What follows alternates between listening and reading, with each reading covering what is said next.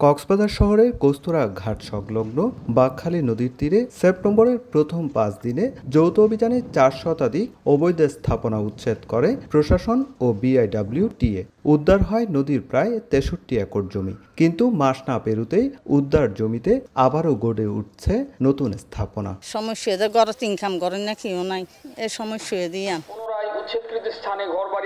বিষয়টি নজরে আসে বিআইডব্লিউটিএর। মাইকিং করে একদিনের মধ্যে অবৈধ স্থাপনা সরিয়ে নিতে দেওয়া হয় সতর্ক বার্তা। উচ্ছেদ অভিযান পরিচালনা না করে আজকে আমরা তাদেরকে একটি মেসেজ দিব, একটি বার্তা দিব, যেহেতু আদালতের স্টে অর্ডার আছে। ৫ তারিখ উচ্ছেদ অভিযানের পর যেরকম ছিল জায়গাটি সেরকমই থাকবে। ঘরবাড়ি সরিয়ে না নিয়ে আমরা আজকে পর্যন্ত দেখব, আগামীকালকে সন্ধ্যায় আমরা হয়তো একটি মামলা করবো বিআইডব্লিউটির পক্ষ থেকে।